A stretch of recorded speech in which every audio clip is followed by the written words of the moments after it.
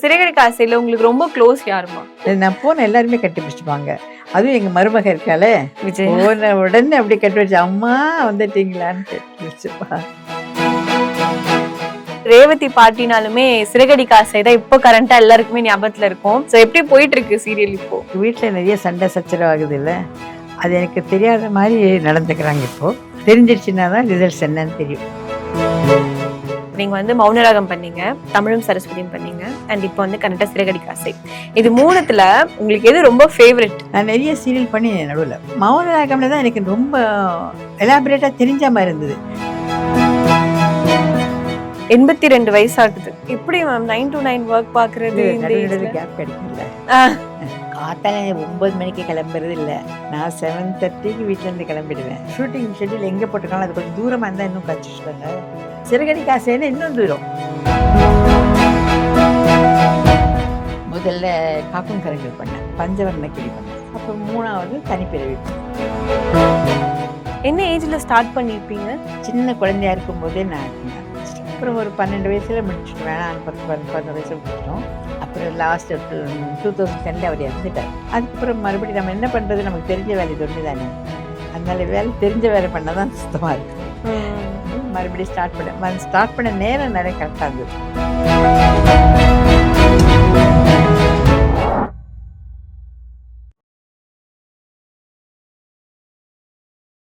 Hello all, welcome back to provoke TV. So இந்த செஷன்ல இன்னைக்கு நம்ம கூட யார் இருக்காங்கன்னு பாத்தீங்கன்னா நம்ம ரேவதி பாட்டி இருக்காங்க. வணக்கம்மா. வணக்கம். எப்படி இருக்கீங்க? ரொம்ப நல்லா இருக்கேன். சேஸ்மா. இப்போ வந்து ரேவதி பாட்டினாலுமே சிறகடி காசை தான் இப்போ கரண்டா எல்லாருக்குமே ஞாபகத்துல இருக்கும். நீங்க எப்போவாச்சும் வந்தாலுமே எப்போ வருவாங்க ரேவதி பாட்டி, எப்போ வருவாங்க, அவங்க வந்தாலும் ஒரு மாதிரி நல்லா இருக்குமே. ஏன்னா விஜயா அவங்க வந்து ஒரு மாதிரி படப்படனே இருப்பாங்க, விஜயாவை அடக்கிறதுக்கு ஒருத்தவங்க வருவாங்கன்னா நம்ம ரேவதி பாட்டி தான். ஸோ எப்படி போயிட்டு இருக்கு சீரியல் இப்போ? போயிட்டு இருக்கு. வீட்டில் நிறைய சண்டை சச்சரவு ஆகுது இல்லை, அது எனக்கு தெரியாத மாதிரி நடந்துக்கிறாங்க. இப்போது நான் தெரிஞ்சிடுச்சுன்னா தான் ரிசல்ட்ஸ் என்னன்னு தெரியும். சூப்பர்மா. ஸோ இதை தாண்டி வேற இப்போ என்னென்னமா பண்ணிட்டு இருக்கீங்க? இப்போ வந்து ஒரு மூவி 2-3 மூவி இப்போ தான் ரிலீஸ் ஆகிருக்கு. ஒன்று இந்த சொட்ட நினைது, அதில் நல்ல ஒரு காமெடி சப்ஜெக்ட் நல்லா பண்ணியிருக்கேன். ஆரோமலர்னு. அப்புறம் வந்து கண்ணகி நகர்னு ஒரு படம் ரிலீஸ் ஆகிருக்கு. அண்ட் சிறகடி காசை கண்டிப்பா அதை பத்தி ஒரு 2-3 கொஸ்டின்ஸ் இருக்கணும், ஏன்னா நம்ம நேயர்கள் கேட்பாங்க. ஸோ சிறகடி காசையில் உங்களுக்கு ரொம்ப க்ளோஸ் யாருமா? எல்லாருமே க்ளோஸ் தான். நான் போன எல்லாருமே கட்டி பிடிச்சிப்பாங்க. அதுவும் எங்கள் மருமக இருக்காளே, விஜய். போன உடனே அப்படி கட்டி பிடிச்சி அம்மா வந்துட்டீங்களான்னு கட்டி பிடிச்சிப்பா. எல்லாருமே கேமராமேன் ஆனாலும் சரி, நம்ம டைரக்டர்னாலும் சரி, நல்லா எனக்கு அங்கேயே எல்லாருக்குமே பாட்டி மாதிரியே இருப்பேன். அவங்களுக்கு அப்படியே ஒரு ஃபீல் வரும். ஸோ உங்ககிட்ட நான் கேட்குறேன், இப்போ நீங்கள் வந்து மௌனராகம் பண்ணீங்க, தமிழும் சரஸ்வதியும் பண்ணீங்க, அண்ட் இப்போ வந்து கரெக்டாக சிறகடி காசை.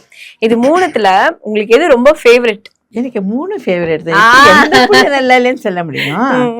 ஆனால் மௌனராகம்ல தான் எனக்கு ரொம்ப எலாபரேட்டாக தெரிஞ்ச மாதிரி இருந்தது. நான் நிறைய சீரியல் பண்ணி நடுவில் முதல்ல நம்ம விகடனில் வந்து தெய்வமகள் பண்ணேன். தெய்வமகளில் பண்ணும்போது அது நல்ல ஒரு 2-3 மாதம் தான் நடந்தது.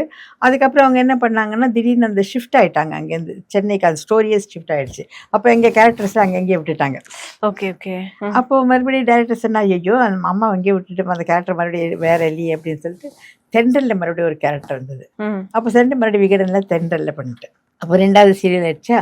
அப்புறமா தமிழும் சரஸ்வதி ஆரம்பிச்சோன்னே 3வது சீரியல் அவங்கள்தான். இப்போ சிறகடி காசை ஒரே கம்பெனியில் வரிசையாக பண்ணிட்டு நம்ம பர்மனெண்ட் ஆர்டிஸ்ட் மாதிரி. சூப்பர்மா. அதானா. பட் இப்போ அடுத்து நான் கேட்க வந்த கேள்வி என்னன்னா, 82 வயசாகுது. ஸோ 82 வயசுல இவ்வளோ சாமிங்கா ஒர்க் பண்ணிக்கிட்டு அந்த ஸ்கெடியூல் டைம்ல காலையில 9 o'clockனா ஈவினிங் 6, அதுவும் என்ன நைட் ஸ்கெடியூல்லாம் போச்சுன்னா 6 இல்லைப்பா, 9 to 9. அம்மா 8:39 ஆயிடும். 8:39 ஆயிடும். Okay okay. அப்போ 9 to 9 எப்படி மேம் 9 to 9 ஒர்க் பாக்குறது? கேப் கிடைக்கல. ஓகே. ஆனா அந்த டைம்க்கு நம்ம ப்ராப்பரா அந்த செட் பண்ணிட்டு காலையில கிளம்புறது, ஏன்னா நம்மளுக்கு எப்பவுமே ஒரே நாள் மாதிரி இருக்கும்னு சொல்ல முடியாது. திடீர்னு உடம்பு சரியில்லாம இருக்கும், அவங்க நம்மளுக்கு ஸ்கெடியூல் கொடுக்குற டைம்ல. ஸோ அந்த மாதிரி டைம்ல எப்படி மேனேஜ் பண்றீங்க? சாதாரணமாக அப்படி இருக்காது. ஏன்னா யூஸ்வலாக நடுவில் கேப் வரும் இல்லை, அப்போயே நம்ம உடம்பெல்லாம் சரி பண்ணிப்போம். காத்தால 9 மணிக்கு கிளம்புறது இல்லை, நான் 7:30க்கு வீட்டிலேருந்து கிளம்பிடுவேன். ஓ ஓகே ஓகே. ஏன்னா நமக்கு அந்த ஷூட்டிங் ஷெட்யூல் எங்கே போட்டிருக்காங்களோ அது கொஞ்சம் தூரமாக இருந்தால் இன்னும் கச்சிட்டோம்ல. இப்போ வலசரவாக்கம்னா அட்லீஸ்ட் ஒரு 1/2 hourல போயிடலாம். வேறு குட்டி வாக்கம் அங்கே இங்கெல்லாம் போடுவாங்க. அப்போல்லாம் போகும்போது 1 hour ஆகிடும் போகிறதுக்கு. பாண்டியன் ஸ்டோர்ஸ் வீடெல்லாம் இருக்குல்ல, அந்த மாதிரி வீடு அது. அது அப்போ தூரம் தான் அது ரொம்பலாம். இன்னும் என்னோட சிறகடி காசேன்னு இன்னும் தூரம், குத்தம்பாக்கத்தில் தான் எடுப்பாங்க. அப்போ போகிறதுக்கே ஒரு 1 மணி நேரம் 1.5 மணி நேரம் ஆகிடும். நீங்க ஸ்டார்டிங்ல உங்களோட யங் ஏஜ்ல வந்து நீங்க மூவிஸுமே ஆக்ட் பண்ணியிருக்கீங்க.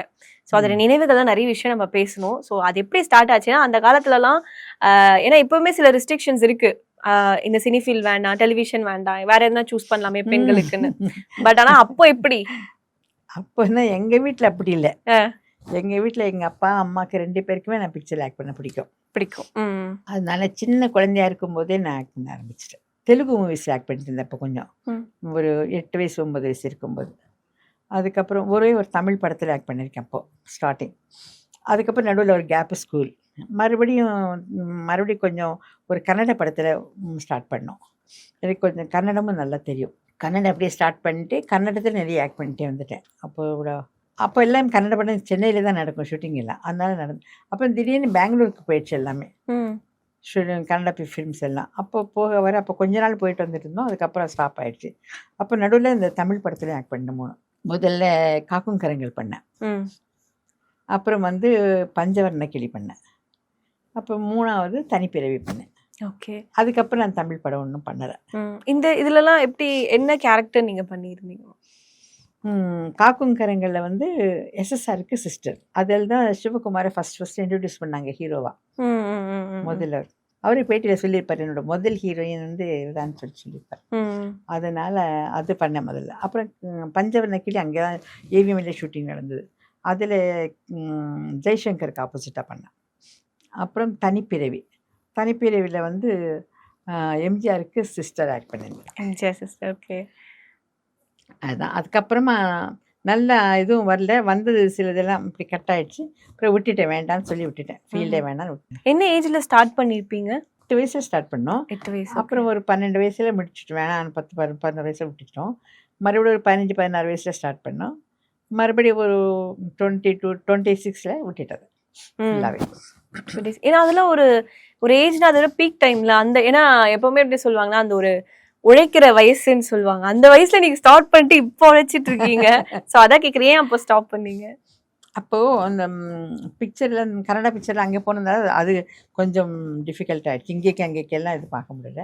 அப்புறம் இங்கேயும் என்னமோ சில அப்போல்லாம் ஏதாவது சினிமாவில் சொல்ல முடியாது. திடீர்னு நம்மளை கூப்பிட்டுட்டே இருப்பாங்க, திடீர்னு நின்று போயிடும். அப்படி அதுபோல் திடீர்னு அது அப்படி நின்று போய் பாஸ் ஆகிடுச்சு. நானும் சரின்னு விட்டுட்டேன். அதுக்கப்புறம் மேரேஜ் அது இது வீட்டு பார்க்குறதுனால அப்போ வீட்டில் யாருக்கும் பிடிக்கல, அவருக்கும் பிடிக்கல, சரி விட்டுட்டோம். ஏன்னா இது பிடிச்சா தான் செய்ய முடியும், பிடிக்கலன்னா செய்ய முடியாது. அப்புறம் லாஸ்ட் 2010 அவர் இறந்துட்டார். அதுக்கப்புறம் மறுபடியும் நம்ம என்ன பண்ணுறது, நமக்கு தெரிஞ்ச வேலை இது ஒன்று தானே. அதனால வேலை தெரிஞ்ச வேலை பண்ணால் தான் சுத்தமாக இருக்கும். அதனால மறுபடியும் ஸ்டார்ட் பண்ண நேரம் நிறைய கரெக்டாக இருந்தது. அகைன் கம்பேக் கொடுக்குறப்ப என்னம்மா ஃபர்ஸ்ட் ப்ராஜெக்ட் நீங்கள் பண்ணீங்க? வத்திக்குச்சி மூவி. Okay okay. அஞ்சலிக்கு பாட்டியா. செகண்ட் ஈகோன்னு ஒரு படம். ஈகோலையும் ஹீரோக்கோ ஹீரோயினுக்கோ பாட்டு வீட்டில். அப்புறமா தான் 3வதே இந்த அம்மாவின் கைபேசி. ஆனால் நான் நினைக்கவே இல்லை திடீர்னு ஒரு நல்ல கேரக்டர் வந்துடும் இல்லையா. நம்ம லாங் கேப் கொடுத்துட்டோமா, நம்மளை எல்லாரும் மறந்துட்டு இருப்பாங்க. ஒரு டைரக்டருக்கு ஒரு நம்பிக்கை வரணும் நம்ம மேலே, ஒரு ப்ரொடியூசருக்கு நம்பிக்கை வரணும் இவங்க செய்வாங்கன்னு. அது அவருக்கு நம்பிக்கை வந்துச்சு, கொடுத்துட்டார். ஃபஸ்ட்டு பண்ணி காமிக்க சொன்னாங்க அந்த கேரக்டர். நிறைய பேர் அவங்க கூப்பிட்டுருந்தாங்க ஆடிஷனுக்கு.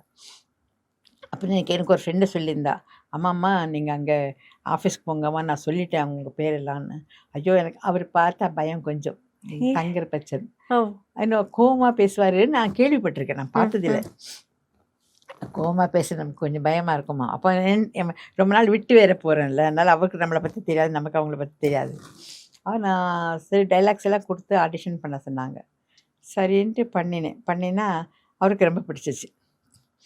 இவங்க தான்ப்பா அம்மா, ஃபிக்ஸ் பண்ணுங்கன்னு உடனே அந்த எம்ப்ளம் போட்டு எழுத சொல்லி ஃபோட்டோலாம் எடுத்து போட்டாங்க. இதாம்மா நீங்கள் அப்படின்னு அந்த முதல்ல ஒரு ஃபோட்டோ இருந்திருக்கும்ல அம்மாவின் கைபேசி படுத்துட்டு பக்கத்தில் நிற்கிறாங்க. சூப்பர்மா, அதெல்லாம் நல்ல ஒரு மெமரிஸ். ஆனால் இப்போ நீங்கள் ஒரு பிரேக் கொடுத்து ஸ்டார்ட் பண்ணீங்கல்ல, நீங்கள் ஃபர்ஸ்ட் உங்களோட இளமை காலத்தில் இருந்தப்போ இருந்த அந்த ஒரு ஃபீல்டுக்கும் சினிமா துறைக்கும் இப்போ இருக்கிற சினிமா துறைக்கும் என்ன மாதிரி டிஃப்ரென்சஸ் இருக்குன்னு நீங்கள் நினைக்கிறீங்க?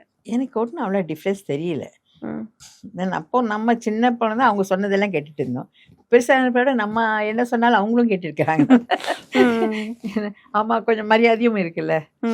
இப்போ ஒருவேளை இடைப்பட்ட காலத்துல இருந்து தான் எப்படி இருக்குன்னு தெரியாது. அப்போ எங்க அப்பாவும் இருந்தாங்க. அப்பா அம்மா இருக்கிறதுனால எனக்கு அது கஷ்டம் தெரியல. லவ் மேரேஜா நீங்கம்மா? ஆமா, லவ் மேரேஜ். ஓகே. ஸோ சாருமே இந்த ஃபீல்ட்ல தான் இல்ல இருந்தாங்க. இல்ல அவங்களுக்கு வேற பிசினஸ் இருந்தது. ஆனா அவங்களுக்கு இந்த சினிமா ஃபீல்டு அவ்வளோ ஒத்து வராதுன்னு ஒரு பயம். சரி, ஒருத்தருக்கு பயம் இருந்தா அது நமக்கு அது டிஸ்டர்பன்ஸாவே இருக்கும். எனக்கும் அவ்வளோ ஒன்றும் நல்லா இது வரல. அப்படிதான் ஆயிடும். சினிமா ஃபீல்ட்ல கொஞ்ச நாள் நமக்கு நல்லா வந்துட்டே இருக்கும். திடீர்னு எதுக்கு ஸ்டாப் ஆச்சுன்னே தெரியாது. திடீர்னு மறந்துடுவாங்க. ஆமா ஆமா ஆமா, அது அந்த ஃபீல்ட மட்டும்தான் அது ஒரு சாபக்கேடு எல்லாருக்கும். அதனால அது அப்புறமா சரி விட்டாச்சா, நம்மள விட்டுடுவோம் அப்படின்னு விட்டுட்டேன். ஓகே. ஆனா அந்த ஒரு வருத்தம் இருந்ததா? ஏன்னா இந்த டைம்க்கு நம்ம போவோம், இந்த டைம்க்கு நம்ம வருவோம், ஷூட்டிங் சில இடத்துல மிஸ் பண்ணுவோம் இல்லையா? ஆமா, அந்த அது மாதிரி. எனக்கு அப்படி இருக்கல. அப்போ சின்னப்போ வந்து அவ்வளோ இன்ட்ரெஸ்ட் இருக்காது. அட்லீஸ்ட் இப்போ இன்ட்ரெஸ்ட் இருக்கும். இப்போ நமக்கு ஒர்க் இல்லைன்னா வீட்டில் உட்காந்து போர் அடிக்குது. எத்தனை வருஷமா கேப் விட்டுருப்பீங்க? 71லேருந்து 71 72லேருந்து 2011 வரலும். பெரிய கேப்ல. அப்ப நம்ம யாருன்னு கூட மறந்து போயிருப்பாங்கல்ல. கண்டிப்பா கண்டிப்பா. ஆனா நான் பண்ணின 3 படமும் கொஞ்சம் சொல்லிக்கிற மாதிரி ஸ்ட்ராங்கா இருந்திருக்கு அந்த மூவிஸ் எல்லாம். அதனால யாராவது சொன்னா கூட அவங்க இவங்க அதில் நடிச்சாங்களே அப்படின்னு ஒரு இது இருந்தது. அதுவும் எம்ஜிஆருக்கு சிஸ்டரா சொல்லவே வேண்டாம்ல. அது ஒன்னே போதும் சர்டிபிகேட்க்கு. நின்னு பேசுன்னு சொல்லுவாங்க. ஓகே. ஸோ எம்ஜிஆர் சார் கூட நீங்க ஷூட்டிங் ஸ்பாட்ல நடந்த ஏதனா ஒரு விஷயம் ஞாபகம் இருக்காமா? ஒன்றும் அவ்வளவா ஞாபகம் இல்லை. ஆனா வந்து நல்லா பேசுவாங்க. என்னம்மா நல்லா இருக்கியா அப்படின்னு சொல்லி கண்ணா கேட்பாங்க. வந்தோடனே விசாரிச்சுப்பாங்க, சாப்பிட்டியா அப்படின்னு. நான் கொஞ்சம் அப்போ கொஞ்சம் பயந்த சுபாவம். இப்போ மாதிரி பேச மாட்டேன். கொஞ்சம் தூரமாக ஒதுங்கி உட்கார்ந்துருப்பேன் நான். ஸோ உங்களுக்கு பசங்கம்மா? பசங்க இல்லை. Okay okay. இப்போ இப்படி நீங்க தனியாவே இருந்து மேனேஜ் பண்ணிக்கிறீங்களா இல்லை கூட யாருன்னா இருக்காங்களா? வீட்டில் இருக்காங்க. வீட்டில் பிரதர்ஸ் இருக்காங்க. பிரதர்ஸோட பசங்க இருக்காங்க. அவங்க எல்லாம் வீட்டில் இருக்காங்க கொஞ்சம் பேர். பக்கத்தில் எனக்கு மொத்தம் 4 பிரதர்ஸு. அது 2 பேர் இல்லை இப்போ. 2 பேர் இருக்காங்க. அது ஒருத்தன் தனியாக இருக்கான், இன்னொருத்தன் கூடவே இருக்கான், வீட்டில் இருக்கான். அவனோட பொண்ணு இருக்கா, இன்னொரு தம்பி பையன் இருக்கான் வீட்டிலே. நான் இருக்கேன். ஒரு பெரிய ஃபேமிலியாக தான் இருக்கீங்க. ஓகே. ஆனால் எனக்கு கவனிக்கிறதுக்கு நிறைய பேர் இருக்காங்க சுற்றி எங்கள் பசங்களே. அதே நிறைய ஒரு பெரிய கூட்டம் இருக்கு. எங்களோட லவ்வபிள் பார்ட்டியா எப்பவுமே இருந்துட்டே இருங்க. ரொம்ப நன்றி. கண்டிப்பாக கண்டிப்பாக ரொம்ப நன்றி.